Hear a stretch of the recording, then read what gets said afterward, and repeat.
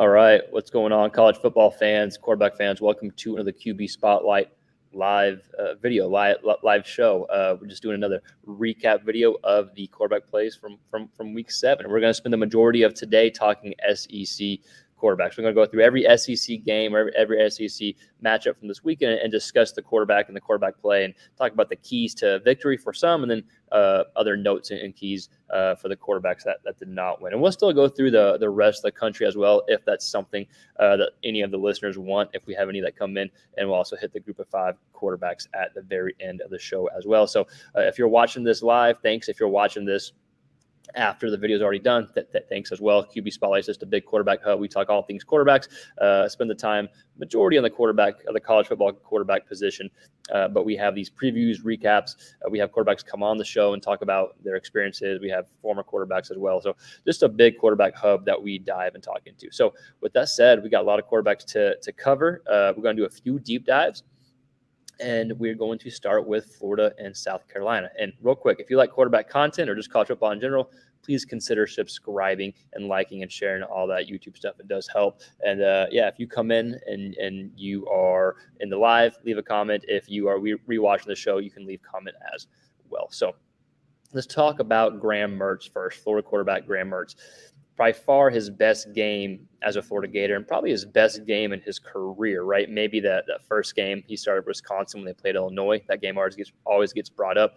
But this may be his best game in his career, for sure in Florida, right? So he was 30 of 48 for 423 yards passing and 3 touchdowns as they won against South Carolina. Just a really, really good game overall.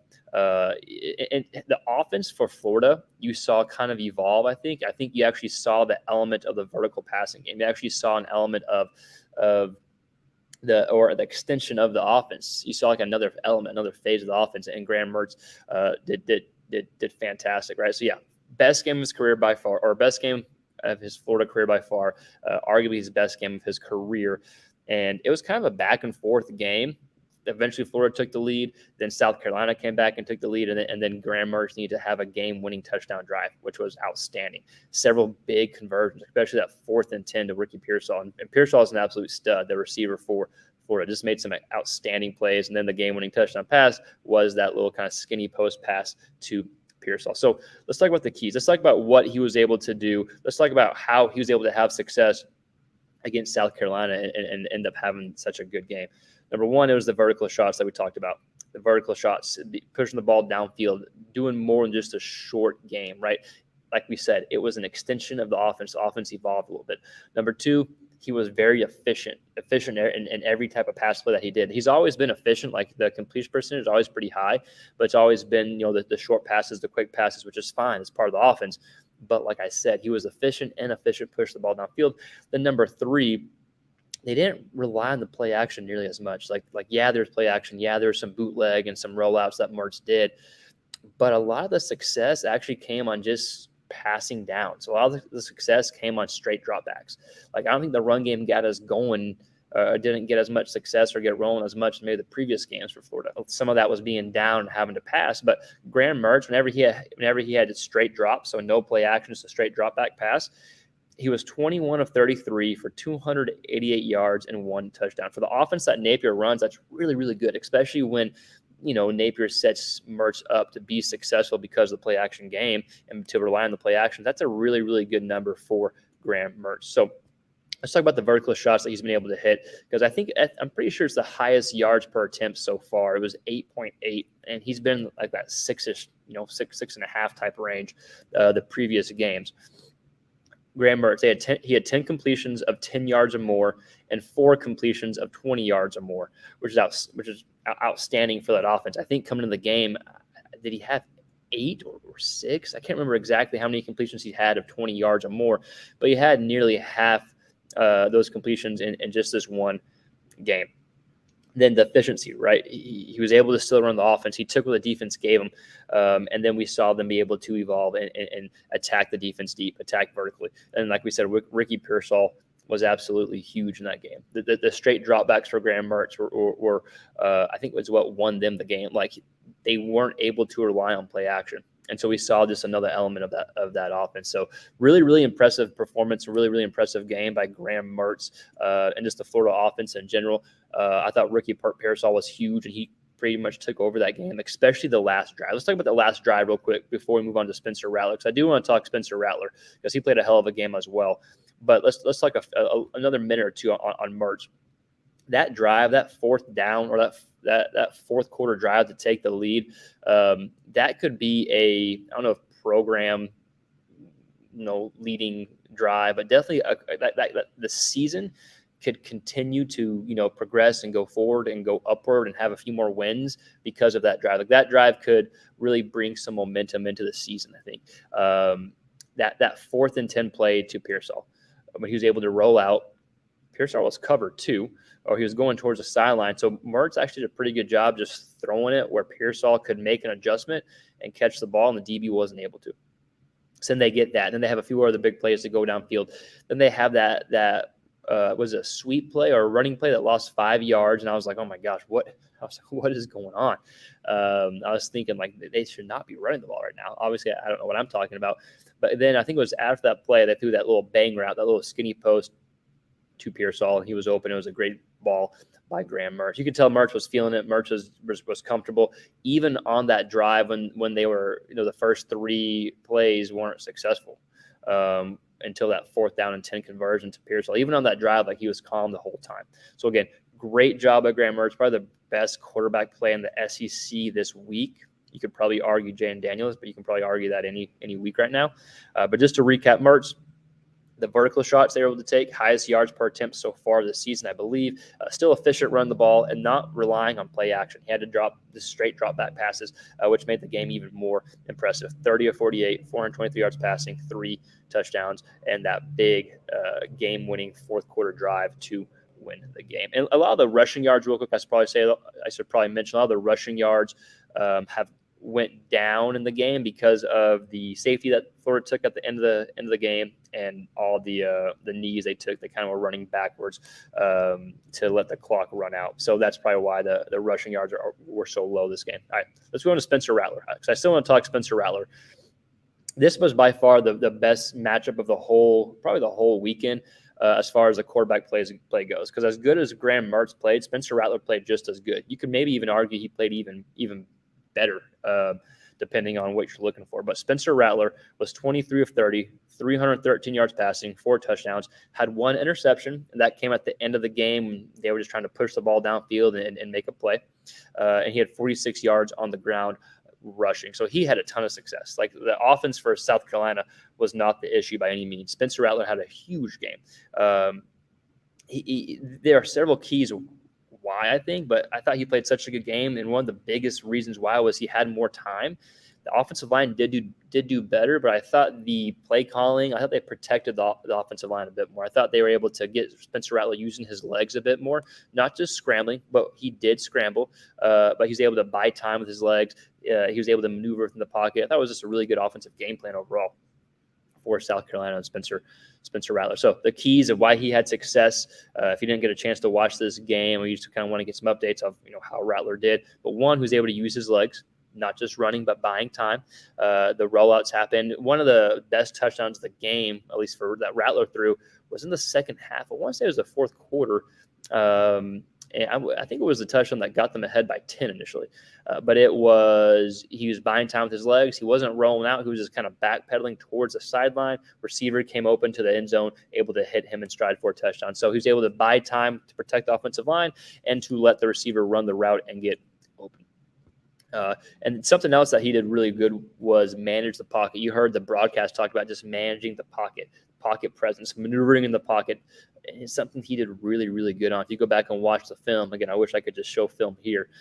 Maybe at some point or someday we can. But if you go back and watch the film, you'll see him maneuver in the pocket with his eyes staying downfield. Just that pocket presence is something that I think all the experience that he's had has probably played a big role in being able to do this. But the announcers were bringing that up.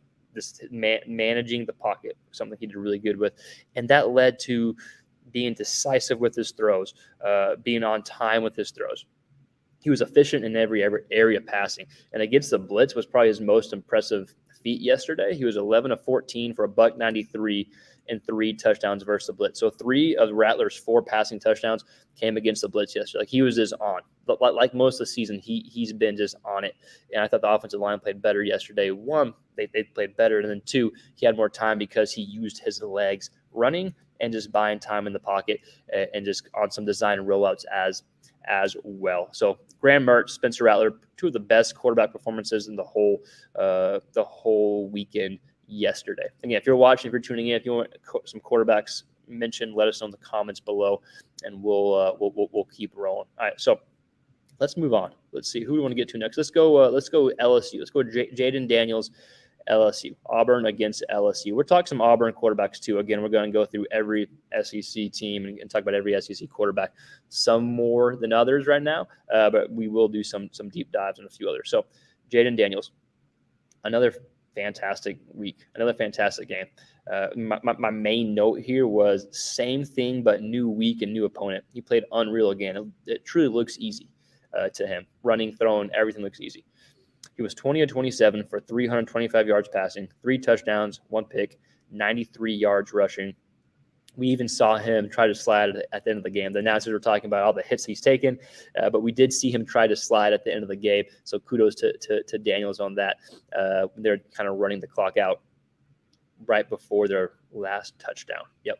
And even with that, there were still 2 drops. I counted 2 drops yesterday, so the numbers could have been even better for Jayden Daniels. So Jayden Daniels probably playing the best quarterback in the SEC.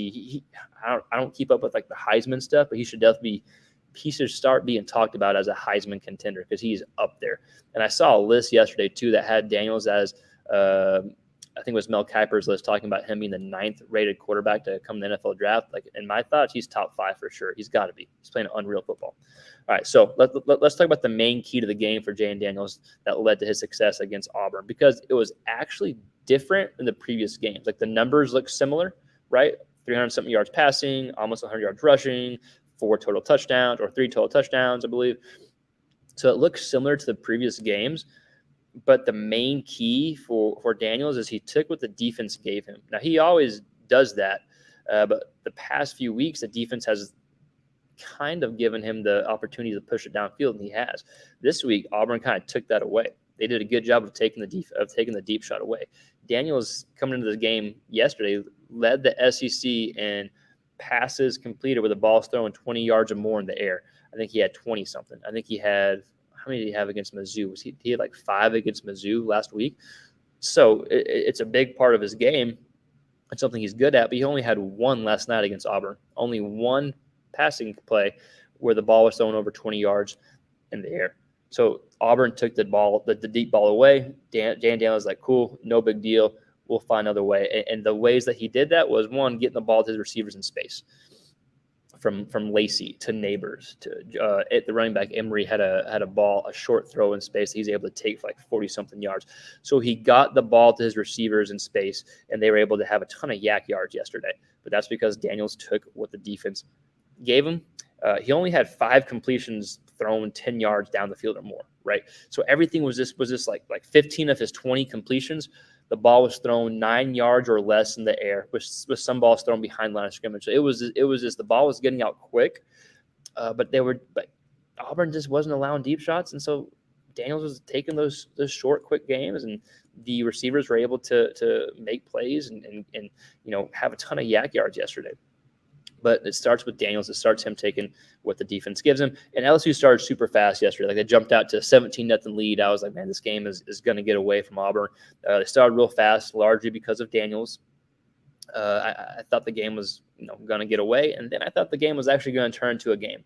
When it was 20-10, Auburn just drove down to score and make it 20-10. I was like, okay, well, here's another typical LSU Auburn game that we are used to. If you're an LSU or Auburn fan, Auburn's coming back.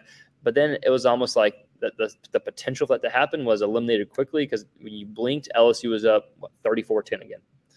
So LSU, fast start, thought it was going to be a game in the middle, and then LSU put the foot on the pedal, and they took off again. And that was that. Again, largely because of Jayden Daniels. Again, just to recap, Jayden Daniels, 20 of 27, 325 yards passing, 3 touchdowns, 1 pick, 93 yards rushing, and just took what the defense gave him, right? And last thing I'll say on Daniels, really good situational football.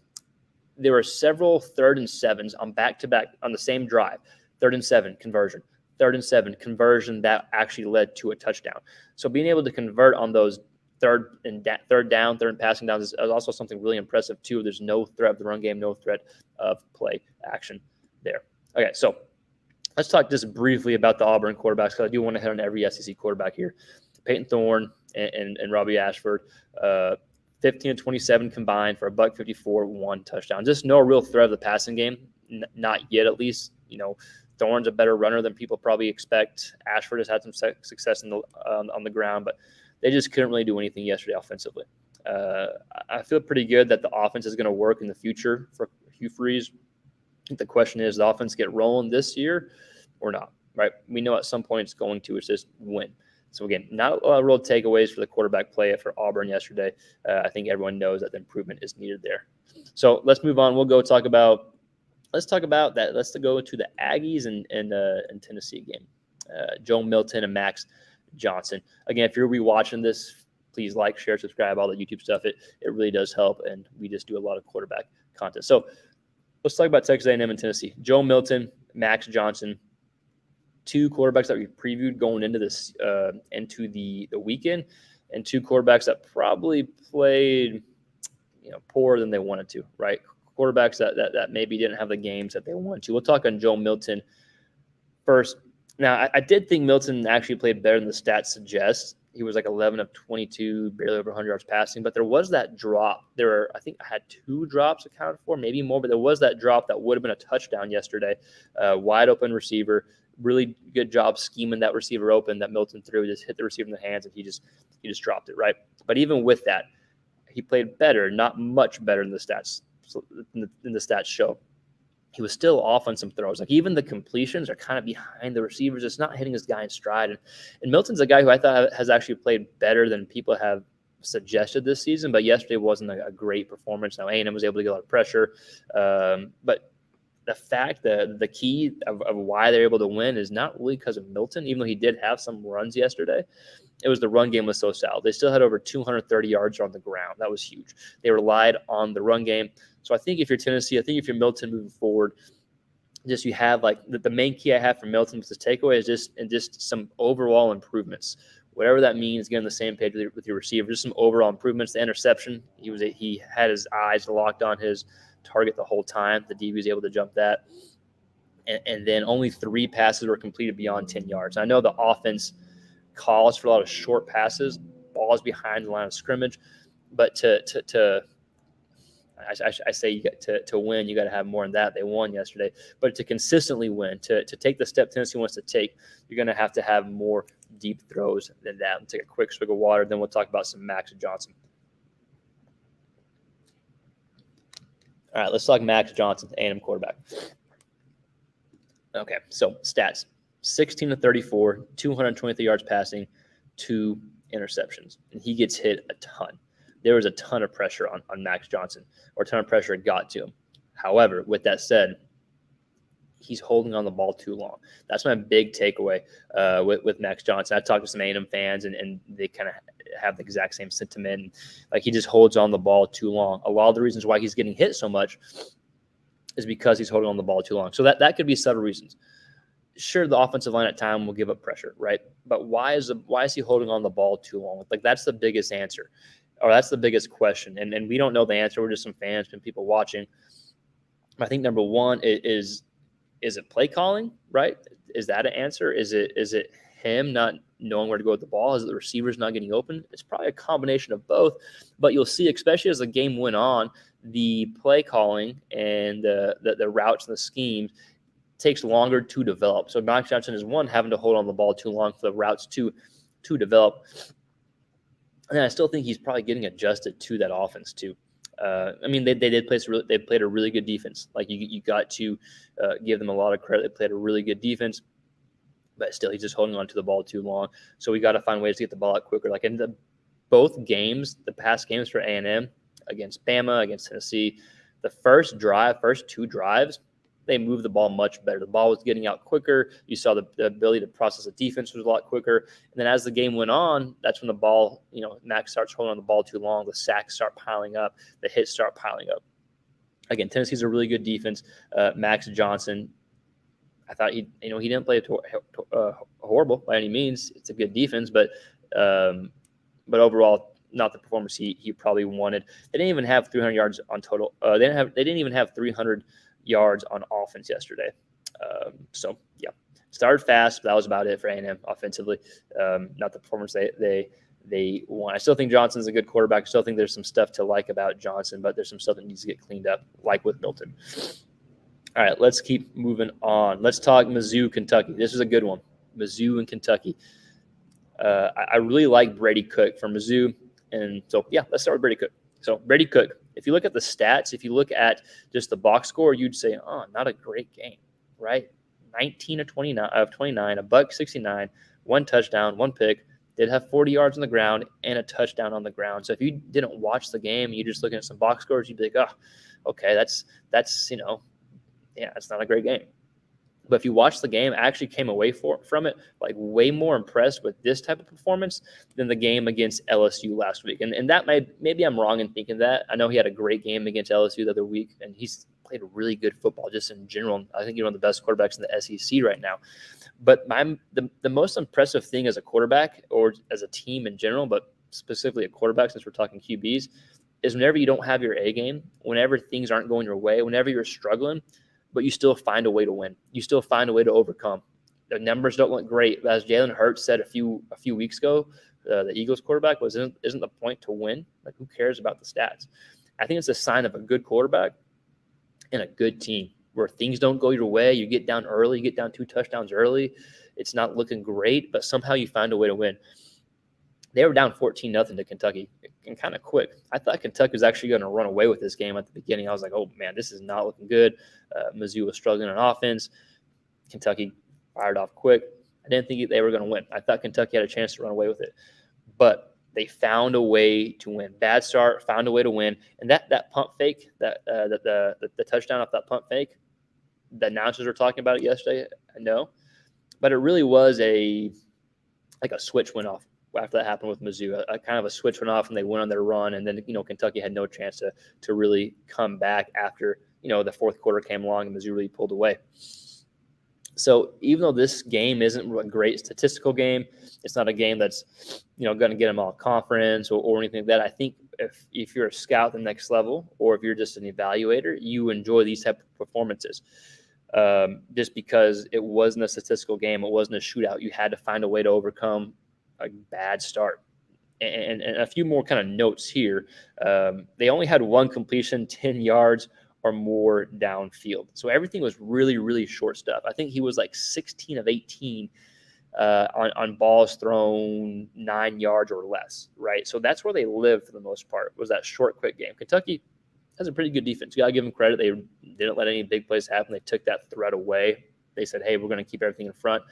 And I think they did a good job just kind of confusing Mizzou, especially at the beginning. Like we said, Mizzou weathered the storm. Brady Cook weathered the storm. They had a rough start, and he was able to bounce back again. Brady Cook, I think he's one of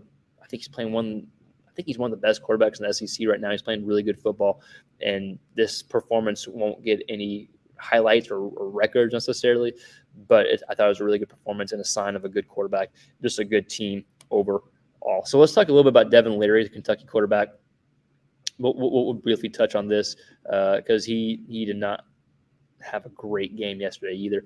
Just kind of a rough – Kentucky passing game is just rough in general. I'm sure there's plenty of fingers to go around.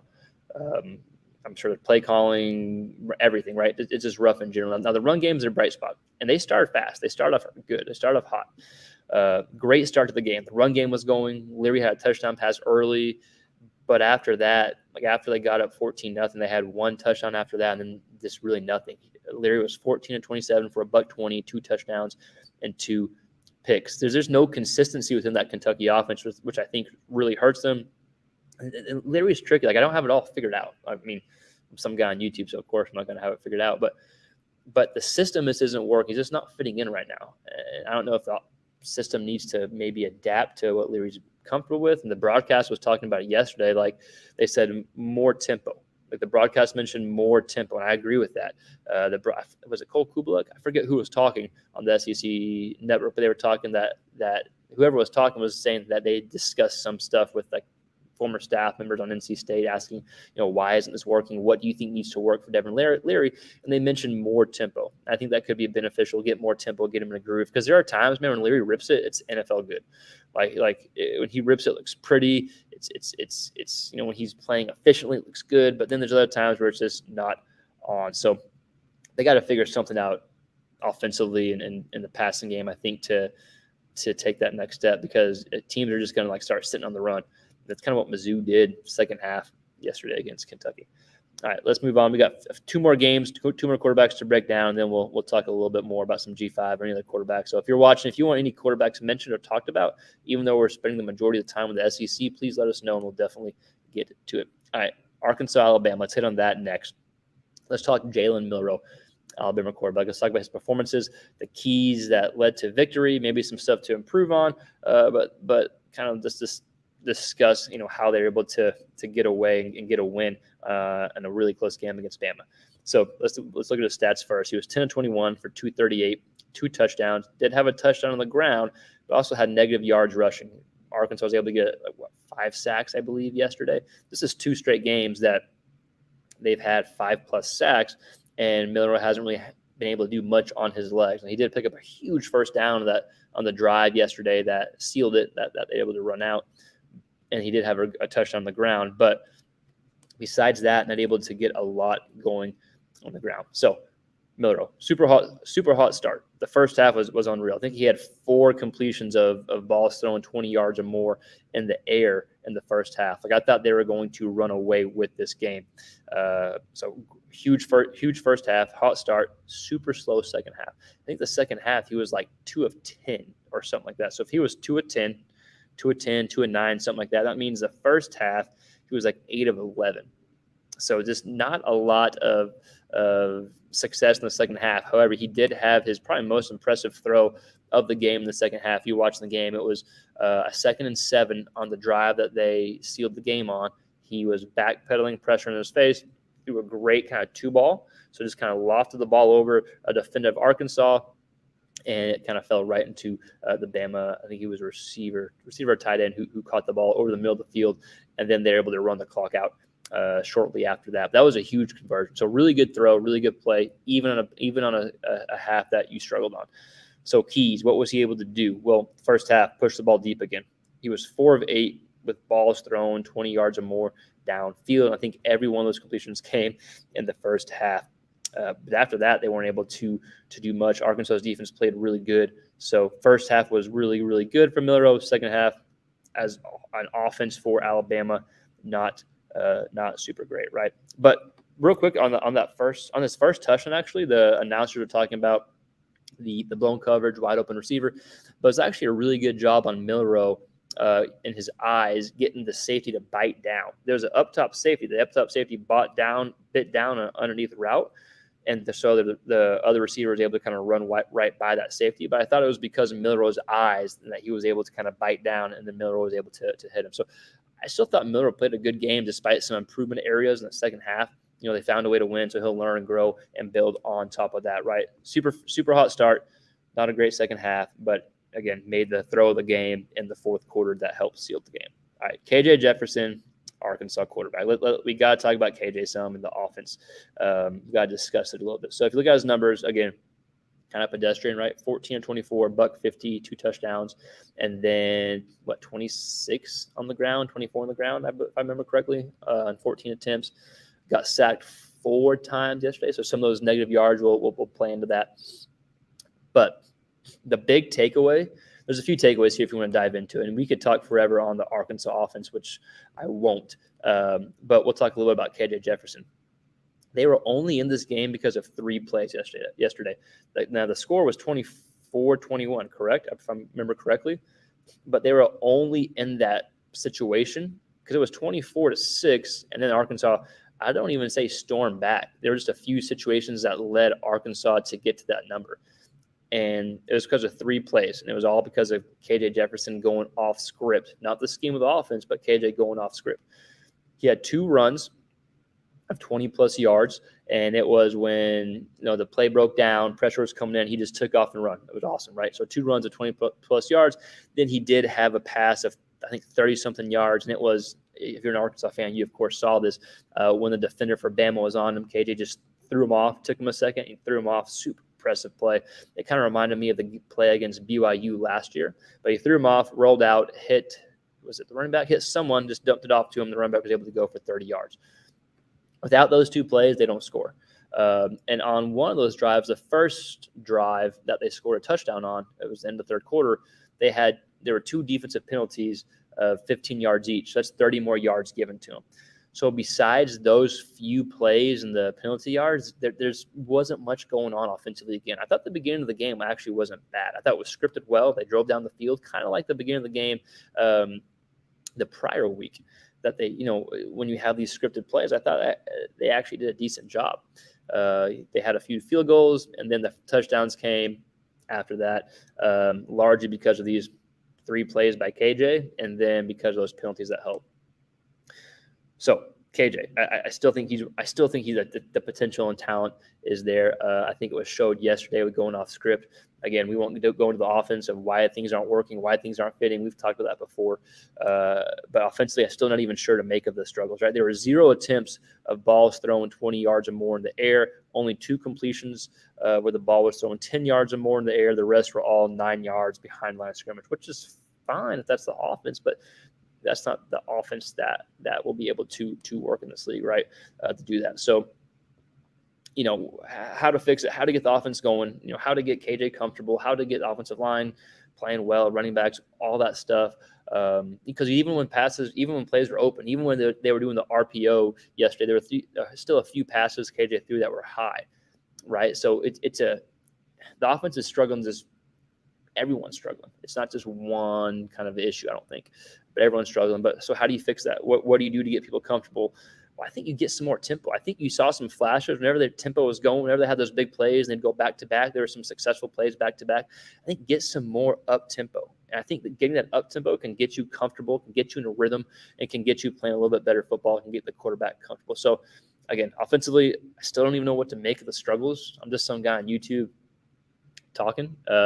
Every person on the Arkansas coaching staff will know 1,000 times more about football than I'll ever know, but they're probably in there right now brainstorming how do we get this fixed.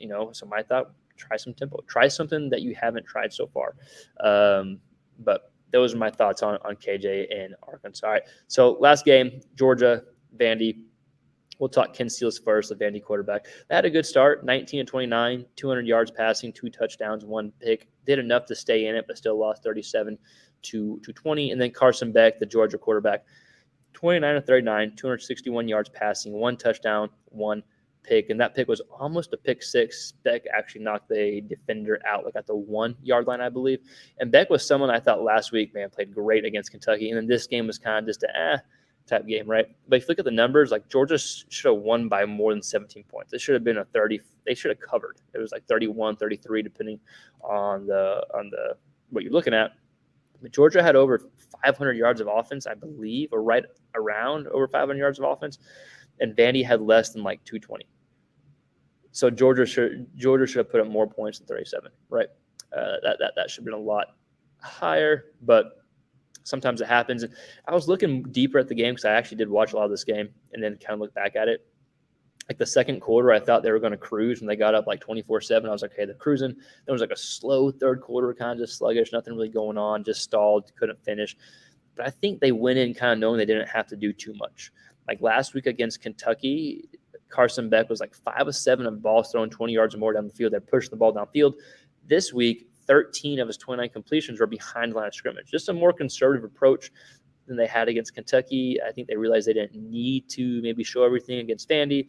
They only had 6 completions that were 10 yards or more downfield thrown in the air this week. So I don't think they need to do much, and maybe that led to some conservative playing and not a great game, but you still won by 17, right? All right, so that's all the SEC quarterbacks that we have. some good quarterback play in general. But again, we're going to transition and do more just kind of SEC quarterback talk, since that's a lot of what the subscribers are for us. But if you have any quarterbacks you want talked or mentioned, as always, if you're rewatching this, just let us know in the comments below. Let us know if you want to break down. We'll try to get to that. Some G5 quarterbacks to show some love and spot out. Something we always do. If you follow this channel, y'all know that we always like to show some love to the G5 guys that are spinning it. Chandler Rogers for UNT, huge game, 300-something yards passing, 4 touchdowns, big win against Temple. And then Braden Fowler Nicolosi, Colorado State. If you didn't watch that game, go back and watch it. Hail Mary to beat Boise State. They were down 30-10 with with under 5 minutes left, and came back and won that game. So really good game by him. FAU quarterback Daniel Richardson played great, and they destroyed USF yesterday. I had a few more written down that for some reason aren't coming to mind. So, but make sure you keep up with the G5 guys. Always some good quarterback play there. So as always, thanks for watching. Thanks for tuning in. If you like this video, please like, share, subscribe, comment, all that stuff below. And yeah, we will see y'all next time. Peace.